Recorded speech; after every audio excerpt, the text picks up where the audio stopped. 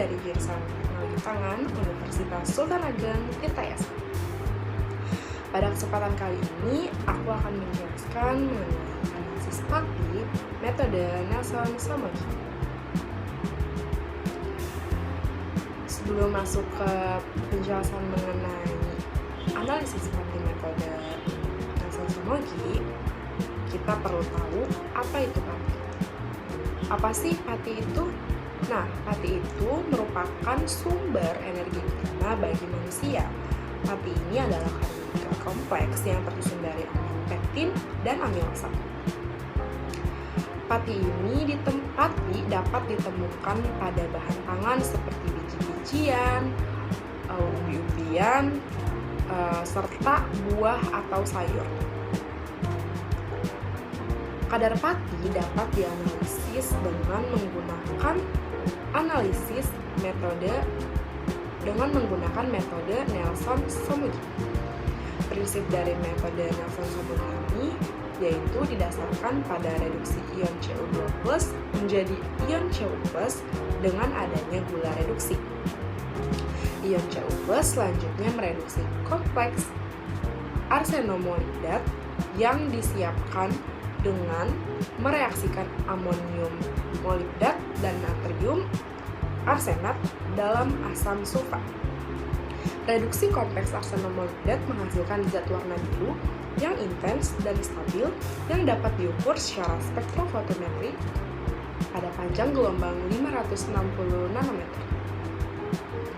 Sebelum dianalisis, pati harus dihidrolisis dengan menggunakan asam untuk mengubah pati menjadi gula reduksi yang nanti akan dianalisis dengan metode Nelson-Somogy.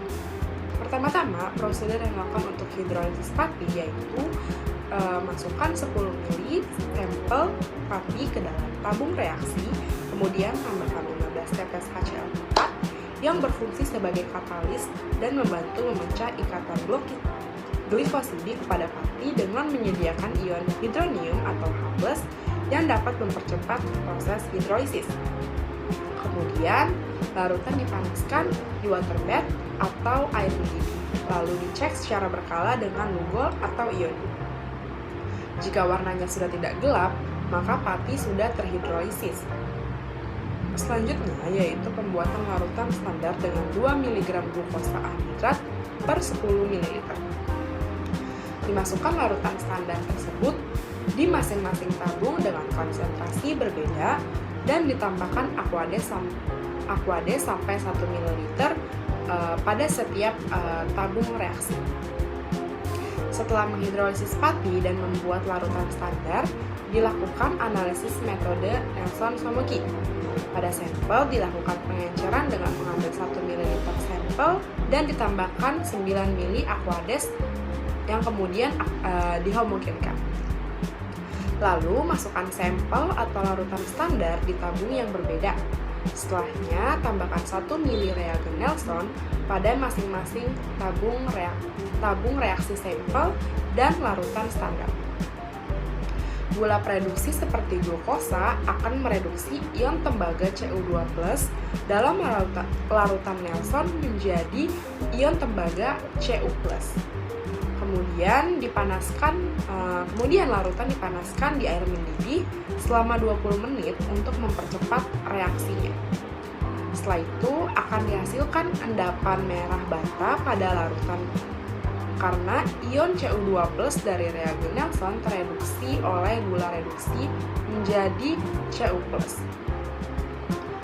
Lalu larutan didinginkan di suhu 25 derajat Celcius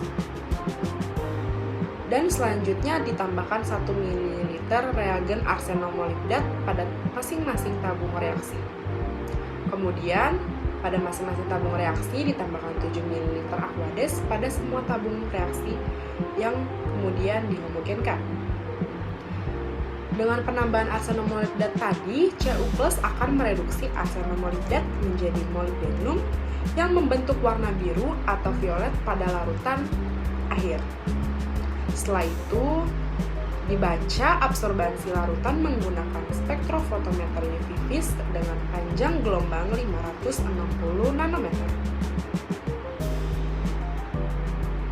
Perhitungan kadar pati dilakukan dengan menghitung kadar gula reduksi terlebih dahulu, yaitu dengan rumus X dikali Fp dibagi berat sampel awal dikali 100%, di mana X adalah perhitungan absorbansi menggunakan regresi kurva standar dan Fp adalah faktor pengenceran. Setelah diperoleh kadar gula reduksi, kadar pati dapat dihitung dengan kadar gula reduksi dikali dengan 0,9. Faktor yang dapat menyebabkan kesalahan pada analisis metode Nelson-Somogyi ini yaitu kesalahan dalam penyiapan reagen, ketidaktepatan dalam perbandingan atau pencampuran reagen seperti reagen arsenomolibdat akan dapat memengaruhi hasil analisis akhirnya.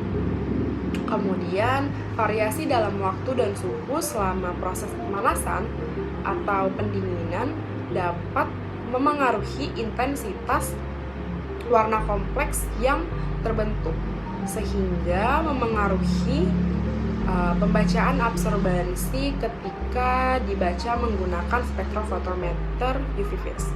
Selain itu, kehadiran senyawa lain dalam sampel yang dapat mereduksi ion Cu2+ atau bereaksi dengan reagen arsenomolibdat juga dapat menyebabkan hasil yang tidak akurat pada akhirnya. Dan yang terakhir, pembuatan kurva standar yang tidak tepat seperti konsentrasi standar yang salah atau kesalahan dalam pengukuran absorbansi standar dapat menyebabkan perhitungan konsentrasi sampel yang tidak akurat pada akhirnya. Kelebihan dari metode ini ialah sensitivitasnya yang tinggi terhadap gula pereduksi dan dapat digunakan untuk berbagai jenis sampel. Namun, prosedur yang dilakukan panjang dan perlu ketelitian yang tinggi, serta penggunaan arsenomolibdat perlu penanganan yang khusus. Sekian yang bisa aku sampaikan, semoga materinya bermanfaat. Terima kasih.